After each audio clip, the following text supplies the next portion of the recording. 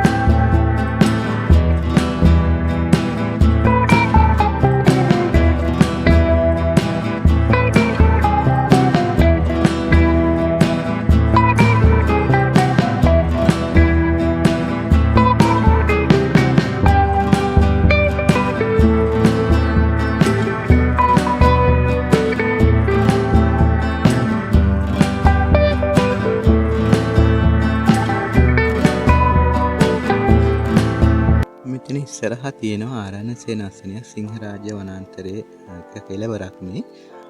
මේ ආරණ්‍ය සේනාසනයේ ලොකු හාමුදුරුවෝ තමයි අර ගල්වල කෙටුවේ පළවෙනි වංගුව දෙවෙනි වංගුව කියලා වීඩියෝ වල දකින්න ඇති. මේ හාමුදුරුවෝ තමයි අදත් හාමුදුරුවෝ හිටියේ අපිත් එක්ක කතා කළා. අපි පන්සලටත් පොඩ්ඩක් ගිහිල්ලා යන්න කියලා තමයි හදන්නේ. අපි පොඩ්ඩක් ගිහිල්ලා බලමු.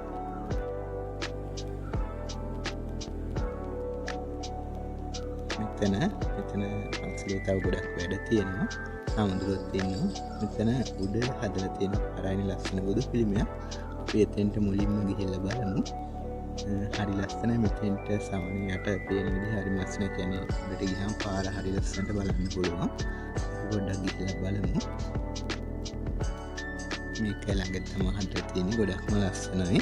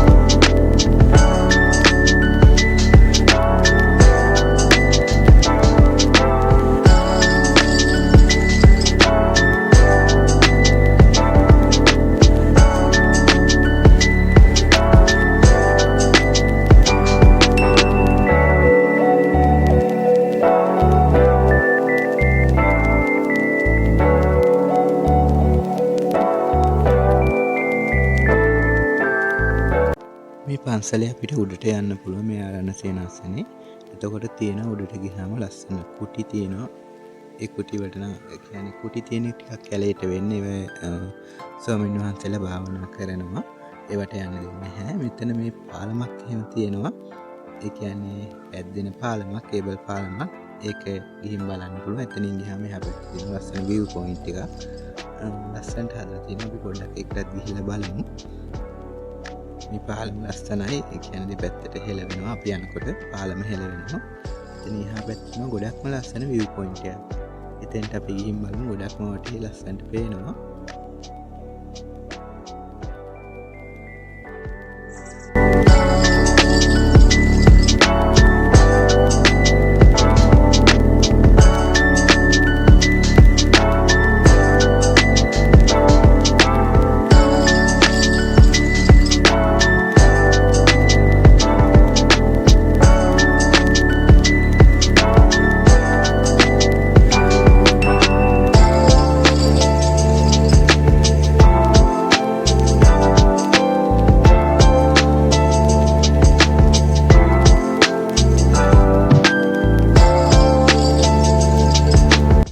මෙතන ගොඩක්ම ලස්සනයි. වටේම ලස්සනට පේනවා. ලස්සනට හදලා තියෙනවා. එක පැත්තකින් ගොඩක් ඈතට යනකම් බලන්න පුළුවන්. අනිත් පැත්තෙන් තියෙන කැලේ මේ සිංහරාජ වනාන්තරයක කෙළවරක්.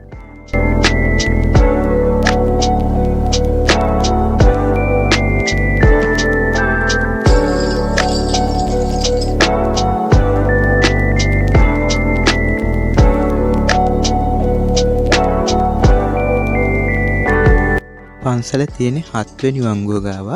7 වෙනි වංගුව ළඟම තමයි පන්සල තියෙන්නේ. එතනින් පල්ලෙහාට අපි යමු. මම කියන්නම් මේ වංගු 10 අයිති දිස්ත්‍රික්කයේ ගැන විස්තර ටික. මේක රත්නපුර දිස්ත්‍රික්කයට තමයි අයිති වෙන්නේ. රත්නපුර දිස්ත්‍රික්කයේ රක්වාන ප්‍රාදේශීය ලේකම් කොටසට අයිති වෙන්නේ. මේක දෙනියාය පාරේ තියෙන සාමාන්‍ය අපි රත්නපුරේ ඉඳන් ඒ කියන්නේ කහවත්ත පාරේ මාදම්පිට ඇවිල්ලා රක්වානට ඇවිල්ලා රක්වානේ සූරිය කන්ද යනකොට තමයි හම්බ වෙන්නේ. සූරිය කන්දයි රක්වාන අතර තමයි තියෙන්නේ. සූරිය කන්ද, ඉත්තේ කන්ද, ඊට පස්සේ එහෙම දෙනියායට ගිහින් දෙනියායි මාතර පැත්තට තමයි තියෙන්නේ. මේ මාතර පැත්තෙන් තමයි මේ එන්නේ ගාල්ල පැත්තෙන්. දෙනියායට ඇවිල්ලා දෙනියායින් තමයි මේ රත්නපුරයට එන්නේ. ගොඩක් ලස්සනයි. සාමාන්‍යයෙන් 18 වංගුව වගේම තමයි. ගොඩක් අය මේක දන්නේ නැහැ. දැන් තමයි ටිකක් අර ප්‍රසිද්ධ වෙන්නේ. මොකද කලින් පාර හදලා තිබුණෙත් නැහැ. ඒක නිසා අර කට්ටිය වැඩි ගිහින් තිබුණේ නැහැ මේකේ. ඉස්සරත් ලස්සනයි. මේ වගේම ලස්සනයි. දැන් ඉස්සරට වඩා ලස්සනයි. මොකද දැන් අර පාර හොඳට හදලා හින්දා. ඉස්සර සාමාන්‍ය තනි පොඩි පාරක් තිබුණේ. කාපට් එකක් තිබුණෙත් නැහැ. සාමාන්‍ය පාර ගොඩක් පොඩි. මෙතන තියෙනවා තව වංගුවක්. අපි ගිහින් බලමු.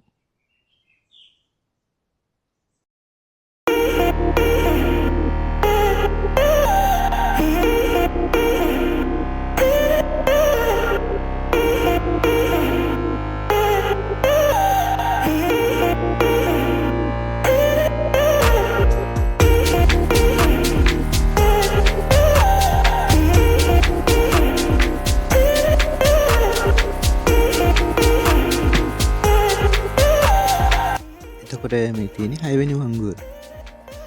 6 වෙනි වංගුව ලස්සනට තියෙනවා. එතනත් හදලා අර විදිහටම.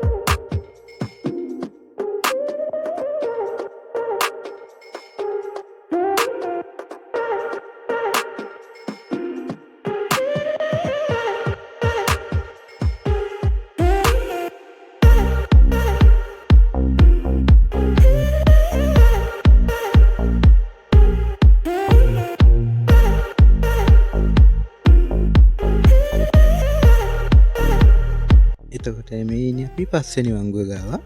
මෙතනත් හොඳට ඉඩ තියෙනවා. සාමාන්‍ය වාහනයක් එහෙම නවත්තලා ටිකක් වෙලා ඉඳලා හැම යන්න හොඳට ඉඩ තියෙනවා මේ 5 වෙනි වංගුව.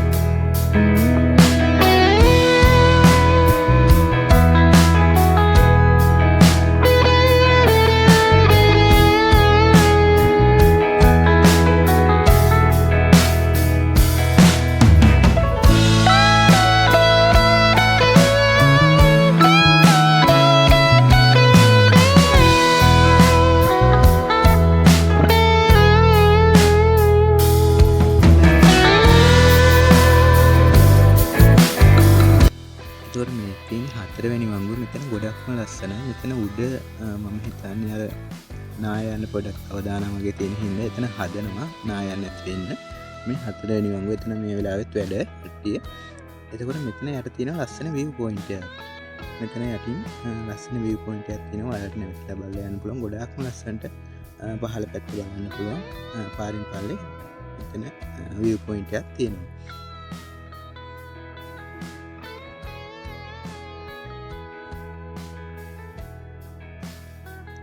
දැන් සාමාන්‍යයෙන් කැලේ ටිකක් මෙතන ඉහා පැත්තට අඩුයි. ඒ කියන්නේ වංගු 10ම යනකම් කැලේ තියෙනවා.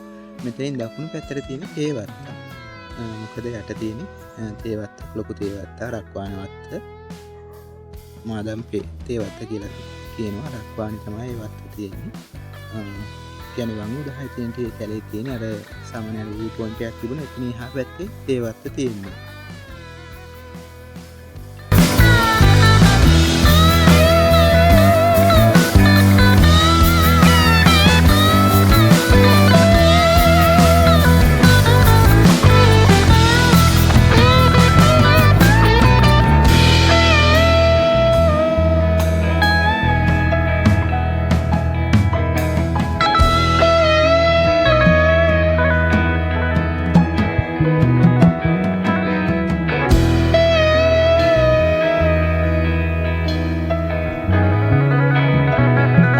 දැන් අපි ඇවිල්ලා ඉන්නේ 3 වෙනි වංගුවට. මෙතන සාමාන්‍ය ඉඩ තියෙනවා. ඔයාලට ඉඳලා හැම යන්න පුළුවන්.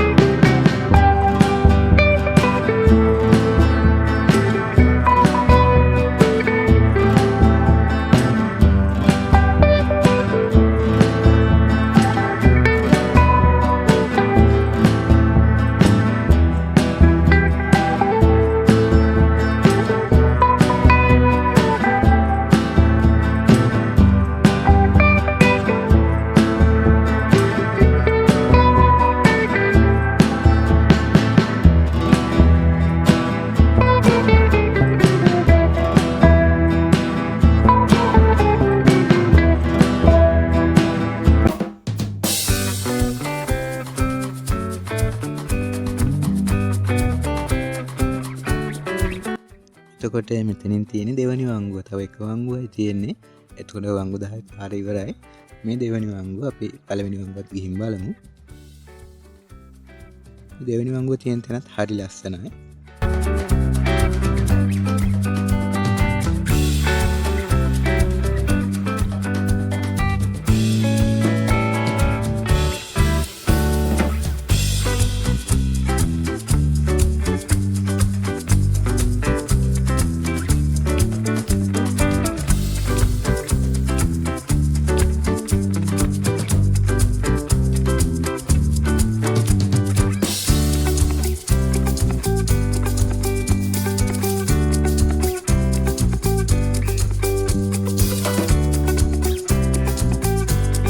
ඉස්සරහින් තියෙනවා පළවෙනි වංගුව.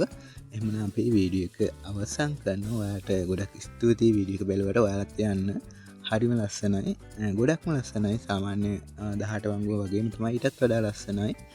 ඊට වඩා හොඳට ඉඩ තියෙනවා මෙතන. ගොඩක්ම කියන්නේ කන්ද ගොඩක් අඩුයි. කන්ද තියෙන වුණාට සාමාන්‍යයෙන් එක උඩ එහෙම වංගු නෑ. ලොකුවට ඉඩට තියෙනවා. සාමාන්‍යයෙන් 18 වංගුවට වඩා වෙනසක් තියෙන මෙතන අර හොඳට ඉඩ තියෙන වංගු අතර.